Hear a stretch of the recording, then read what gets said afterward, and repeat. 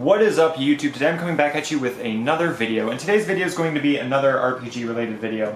Just because I saw a lot of guys liked my my previous videos about RPGs, and this is one that I've not really covered, although I really like this system.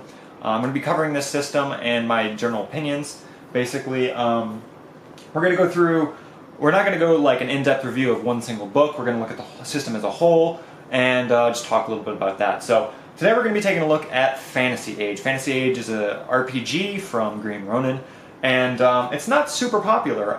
It had a lot of hype around it when it was coming out because it was based on the Dragon Age system, yet it didn't have a specific setting. So a lot of people were really hyped about that because they thought they would be getting a lot more stuff more frequently because the Dragon Age releases have been really, really slow. But I just want to talk a little bit about the Fantasy Age system by itself rather than just the Dragon Age system. Alright, so the first book that came out was the basic rulebook, and this is basically all of the essentials you're going to need to run the game. Now, you can technically run a game only using this book, so this is really the only book you need, but there's a reason why I think you need one other book at least in order to run this game efficiently, and I'll get into that as we go through the book a little bit more. So, Fantasy Age. The way you start, obviously, in this game is you roll your stats like any other RPG, mainstream RPG, really. You have your standard like 3d6, and you roll and apply them to your stats. They also have rules in here for point buy systems and other various ways of doing that. Then you have your races. Now, the cool thing about this this game is each race has a table of benefits. And let me just see if I can't pull up one of those tables.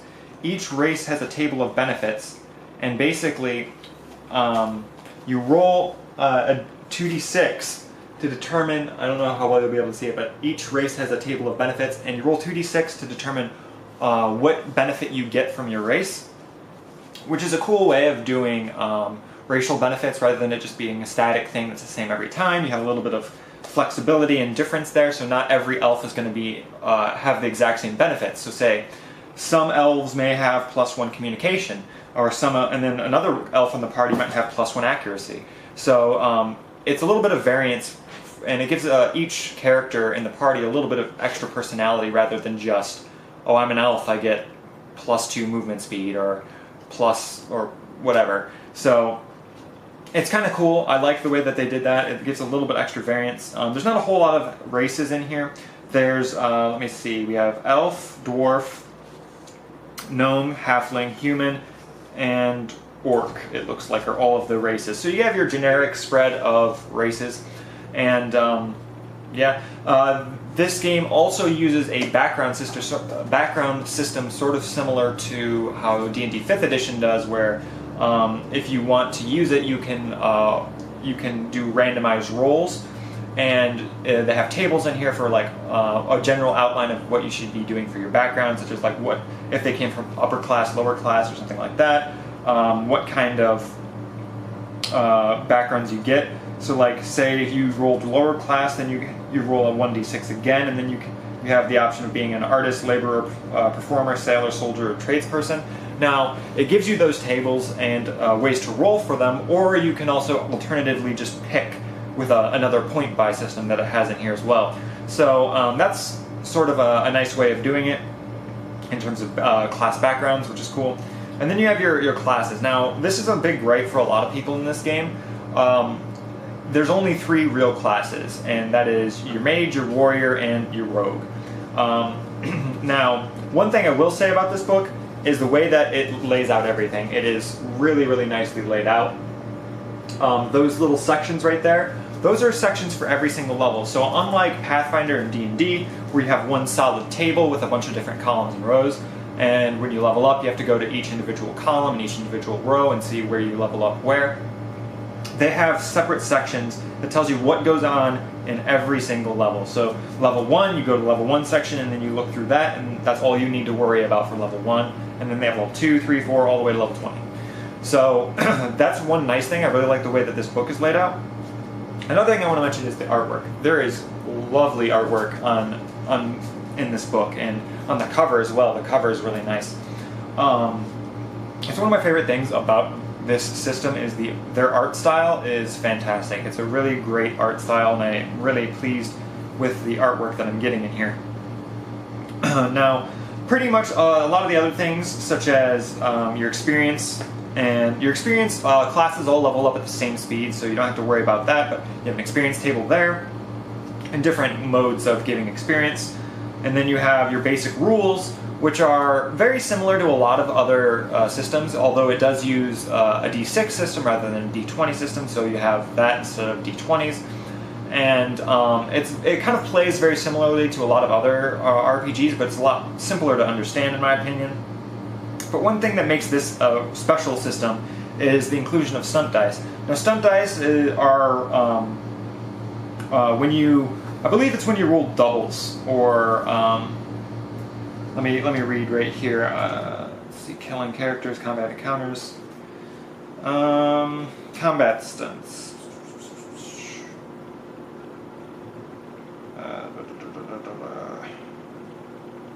Yeah, when you roll doubles. It's when you roll doubles, you get to use your stunt dice. Which your stunt dice is a separate colored or a separate sized die of one of your D6s that you roll when you do your rolls. And that stunt die gives you an amount of points when you roll doubles.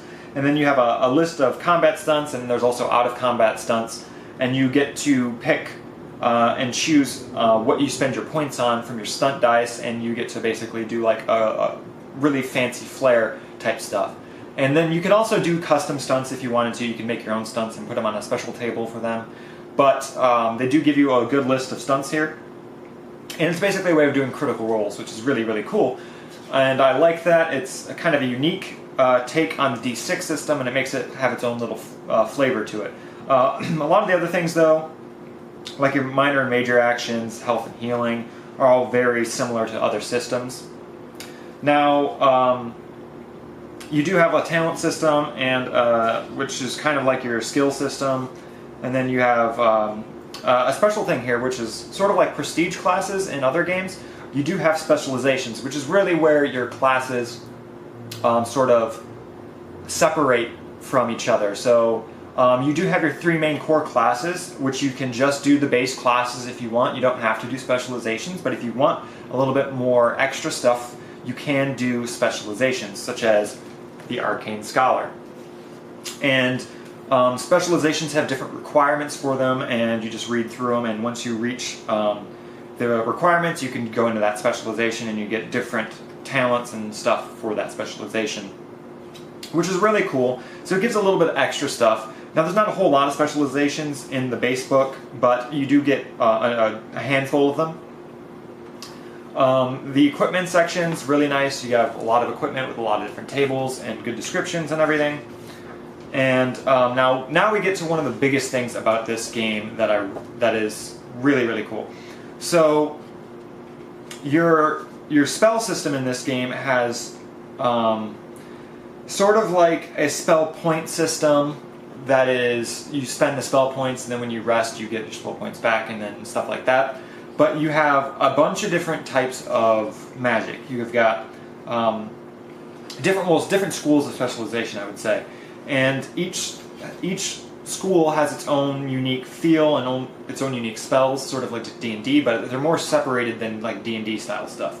So you have like, for instance, you've got Air Arcana, Divination Arcana, Earth Arcana, Fate Arcana, Fire Arcana, Healing Arcana, Heroic Arcana, Lightning Arcana, Power Arcana, Shadow Arcana, Water Arcana, and Wood Arcana. And those are all the different types of spells that you can cast from those different schools.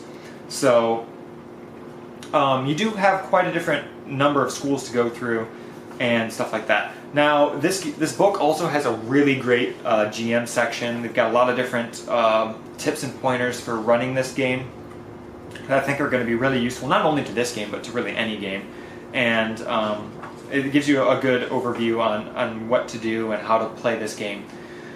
Now, the biggest gripe, and the reason why I say that this book is not all you need for this game, is the bestiary. The bestiary is like 5 pages, and there's probably 1 to 2 monsters per page, so you don't get a whole lot of monsters in this book.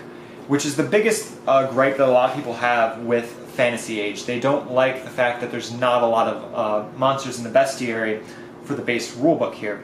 And it's a really, really nice system. All the core mechanics that are in here are really, really easy to understand, easy to teach. They've got cool, unique systems added with like unique twists to them, which is really, really cool. Like the stunt system's really nice.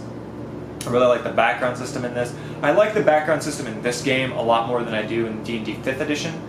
And the classes, how they have the unique racial traits per the races, how they have the unique racial traits per character. So like you have your racial trait table that you roll. It gives it a little bit of unique stuff, so not every elf in the party is going to be the exact same when they start. So that's kind of nice. But there are a couple other books that came out after this. So you have the basic rule book here, and I'm pretty sure I have every single book for this game.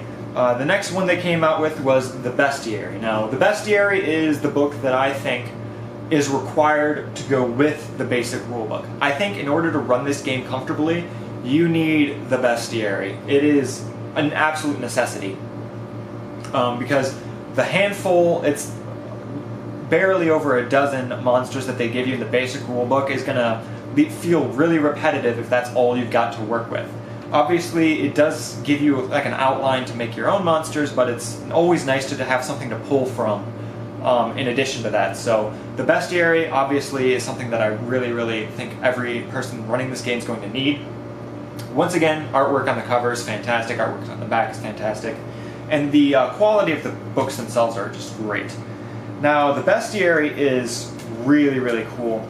It's one monster per 2 pages, which may seem a little odd, but the information you get in here, and every single monster has artwork, which is really, really cool. So you always, if somebody asks what does it look like, and you try to describe it to them, and they're not really getting the picture, you can have something to show them, which is awesome.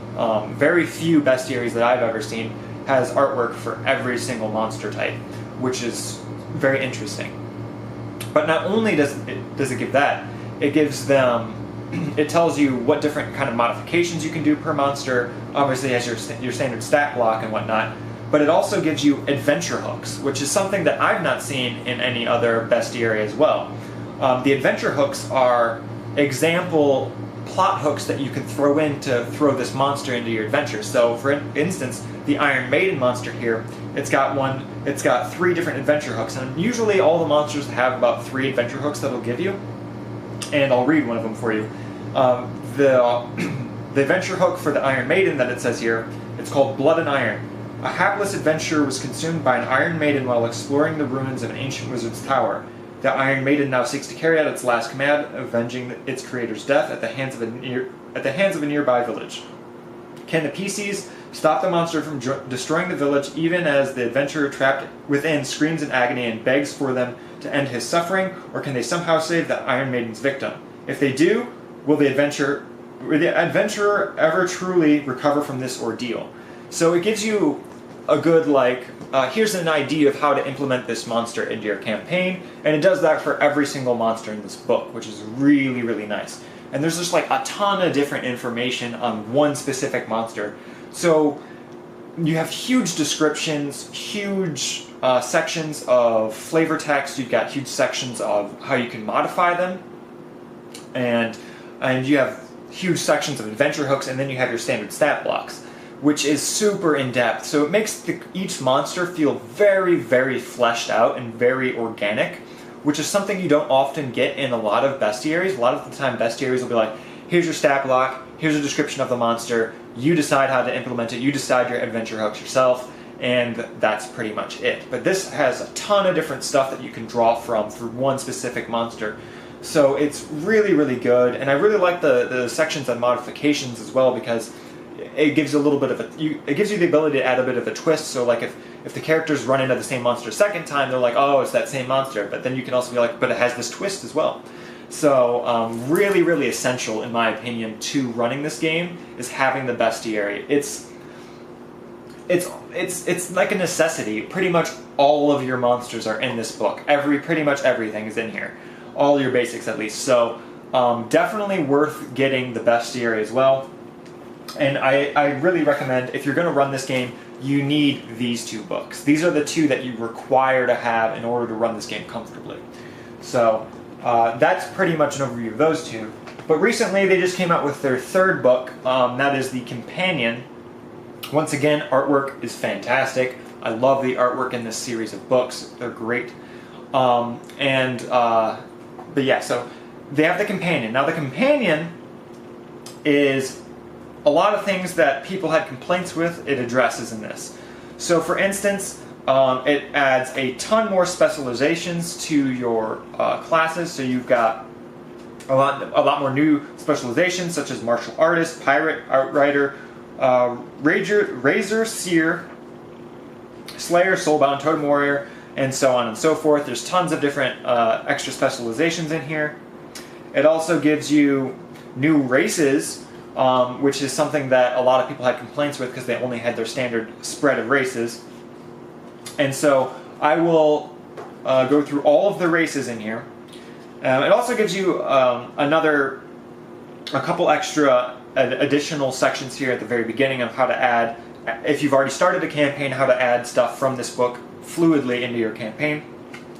But, so, the races that they have are Beast Folk, which has a huge 2-page spread because Beast Folk encompasses multiple different races, and basically they give you different tables here if you want to play Beast Folk and you don't know which kind of species of beast that you want to play. It gives you a 2d6 table to roll, and it'll tell you which type of beast you are. But the Beast Folk include avians, which have parentheses cardinals equals hawks, reptiles, lizards, snakes, turtles, primates, ape, baboon, monkeys, rodents, beavers, mole rats, rats, felines, obviously are pretty self-explanatory, canines and vulpines, which are also self-explanatory, like dogs and foxes. And then they've also got ungulates, which are deer, goats, and pigs. Urson, which has a section which is just bears. Bovine, equine, which are one section, surprisingly. I'm not sure why they lumped those two together, but those are cows, bisons, horses, zebras, and donkeys. Amphibians, which are frogs and salamanders, and then other animals such as armadillos, bats, sloths, etc. And each one of those Beast Folk species has their own unique benefits. So instead of doing racial benefits how they did with elves, they kind of added even more to the racial benefits section, where your racial benefits also tells you which kind of beast folk you are, which is kind of cool. But they also got another like section here, which was just like your +1 constitution, your focus, and stuff like that. So the beast folk are very, very well thought out. And the next one in here is blooded or half-blooded, which are like your half-blood demon people, which are really cool. Then you also have Drac, which are these lizard folk people here. Each one of these races has a picture associated with them. You have Orion, which are these android robotic type people. They're like, I don't know if you would call them robots, but they're kind of like a metallic race, or living armor, I don't know what you call them. And those are the 3 extra races that you get in here, and each one is very fleshed out. But obviously the most fleshed out of this is the Beast Folk, which is really, really cool. You have additional backgrounds that you can roll, and some information about those backgrounds.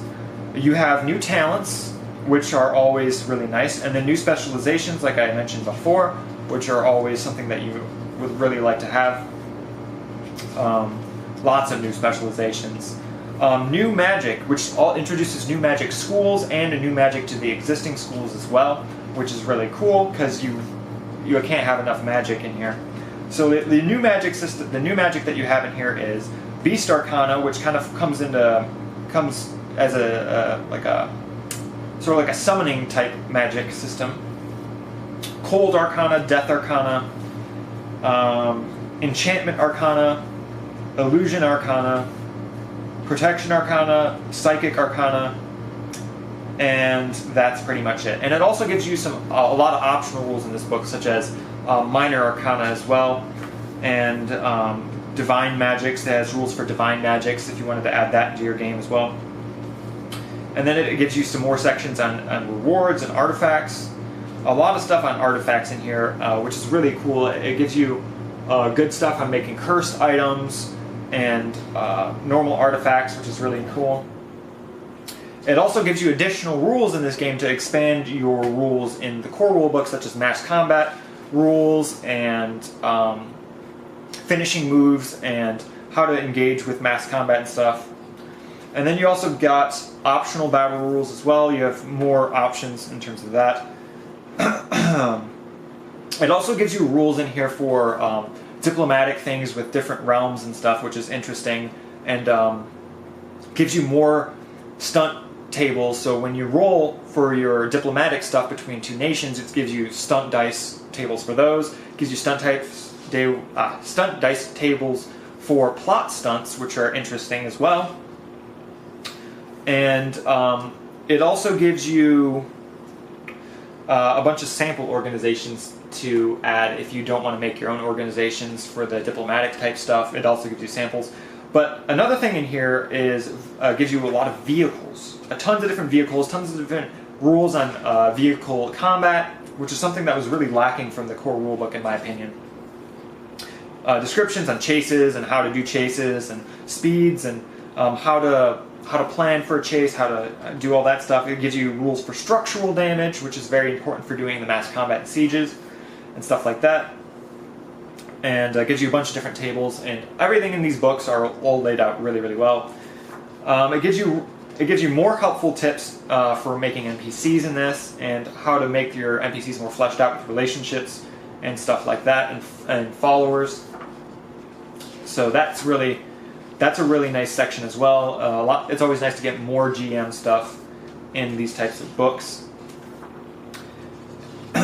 Now, it also gives you, let me flip to it here. It gives you rules. Yeah, so it gives you rules. This is the right section. It gives you optional rules in the back here that one of the most biggest complaint for this game was the fact that when you level up in this game, your character becomes so strong and there's such a health bloat that people found that there was no challenge in the later on levels. This book, the companion, really addresses that, and it gives you different ways to play this game. It has rules for cinematic type play, heroic type play, and it gives you also, where is it? The rules for, I can't remember what they call it, but it's like a more lethal, it gives you rules here for decreasing health, increasing damage, and wound penalties, which are things that make it a lot more lethal and really addresses that health bloat that a lot of people had complaints with in the base rules. So that's really, really cool, and that's something that I would personally use, would be the more difficult optional rules, because it does, and early on it's not a real big issue with the base rules, but later on in the game, once you get up in the higher levels, it does tend to get a little bit health bloated, and so these optional rules really, really help with that. It also gives you more stunt packages and stuff like that. So these books are all really great. Now I'm pretty sure these are all the books that are currently out for this system, these three right here. I pretty much have everything for this game except for the GM screen and the dice. They do make specialized dice and they make a GM screen, neither of which I have. I just have all of the books. But it's a really great system. I think it's really unique. It has a lot of depth to it. It doesn't have a lot of depth if you only use the base rules here, but if you add these two books to it, it gives you quite a bit of depth with very simple mechanics, which is really, really nice. It sort of gives you the same sort of feel, in my opinion, when I read through it and I look at all the optional rules and stuff.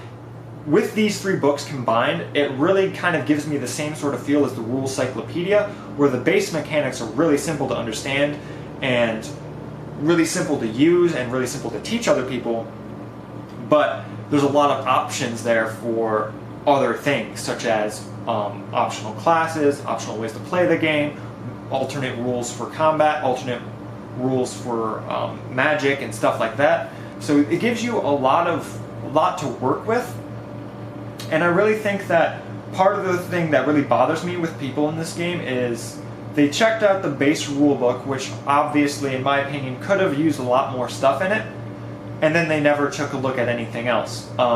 When you add these 3 books together, I think it makes a really well-rounded system, and it's just a high quality, I think it's a high quality print, and it's got a lot of really good artwork, and it offers a lot of things that some other games don't, such as the bestiary offers tons of stuff on your monsters and like how to integrate them into your stories, which is something that I really, really appreciate. That's one of my favorite things about this system, is the bestiary is fantastic. Now granted, you could just buy the bestiary and integrate it into a different system and do some conversions, which is something that you could do and something I've thought about doing, especially with the plot hooks. The plot hooks can be applied to different games very easily, and I think that that's really cool. So if nothing else, you could get the bestiary and get a lot of information in there for how to do some plot hooks for different various types of monsters. But the game as a whole, I think, would be really, really fun to play. It's something I think is definitely worth taking a look at. You can get these books fairly cheap in terms of hardcover, this quality books. These books are definitely up to par in quality as the D&D 5th edition books, and I definitely think they're worth it. I think I picked up each of these books for like 20-25 bucks a piece from Amazon, so they're not super terribly expensive in terms of RPG books, and I think it's a great system. And if you're looking to get into a new system for fantasy role-playing game, this is definitely one to check out. It's got a very unique feel. It's got some unique mechanics that I think are very nice, and it's something different. I mean, you can always go out there and get another D20 fantasy role-playing game, and they all kind of feel very similar when you play them, because you're rolling the same sorts of dice. You don't have very different mechanics. This adds a lot of different stuff, and I think it brings a lot to the table that's definitely worth checking out. So I personally really like this system. I would love to see more in this series here, but I really, honestly, it's not a very popular system, and I don't see a lot more books coming to this, especially since they just released Modern Age, which is this system, but with more modern twist mechanics, such as like guns and stuff like that. So I don't know how much they're going to pay attention to the Fantasy Age anymore, but I'm definitely going to continue to pick up all the books for this game. These 3 books are great, and I highly recommend checking out this system. So let me know what you guys think of this system in the comment box below. If you've had any experience with it, let me know. I personally really, really like this system, and I would love to play this more, but I really don't see a lot of people playing it. So I might even have to run the game, which I'm not a huge fan of running games, but I might have to run it if I ever want to play it. So definitely worth checking out if you're a fan of fantasy RPGs and different systems. It's one of the very few modern systems that has a unique mechanic to it that isn't based on anything. So like, I mean, it uses D6s, but it's got its own D6 system. It's not based off of the D6 fantasy or anything like that, or the Star Wars games. So it's kind of nice. I really like... Sorry about that, it stopped recording at the very end, so I'm just going to add on a little bit to the end here. But I really like different systems, and I really like to support companies that go all in on alternative systems, such as this one. And so I'm going to continue to buy these Fantasy Age books. I might do more videos on them or anything like that. If you have any questions about Fantasy Age, or if you were ever interested in playing Fantasy Age, let me know in the comment box below. I love to see those comments, and I respond to all of them if possible. And yeah, that's just been a quick video about the Fantasy Age system and an overview of all the books available right now. And I might do an updated video of the overview of this system once more books come out, if they come out. And yeah, what do I think this system still needs? So far, I think it's very fleshed out now that it has all 3 of these books. I mean, you've got the monsters, you've got alternative mechanics for making it more difficult, you've got mechanics for making it more cinematic, and you've got all the rules that you really would want, such as mass combat and stuff like that. What do I think this needs? I think that what is still left to be added to this system is more classes are always nice. Obviously, I think a bestiary would be great, because the bestiary that they have right now is fantastic, and another one would really flesh it out, because yes, you do have a whole bestiary here, but all the stuff that's in here should have been pretty much in the base rulebook, in my opinion. So you only really have a couple hundred monsters in there, especially with the 2-page spread per monster. So I think another bestiary would be great. Not that it's necessarily absolutely needed, but another bestiary would be great as an addition to this. And one thing that I think that is lacking 100% that needs to be the top priority for this next one is maybe making some adventures. They do have a small quick adventure in the back of the basic rulebook, but there's not really any like pre-made adventures for this system yet. So I think that'd be something that could be added on and even made interesting. You could do even like adventure-specific monsters that you wanted to throw in there, and then you could give it even more of an incentive to pick up those adventure modules. So really cool system. I think it has a lot of potential, and I think it's a lot more fleshed out than it was when a lot of people made their initial reviews. So yeah, that's all I have for you guys. I hope you guys enjoyed this video. Let me know what you guys think in the comment box below, and I'll see you guys next time. Peace.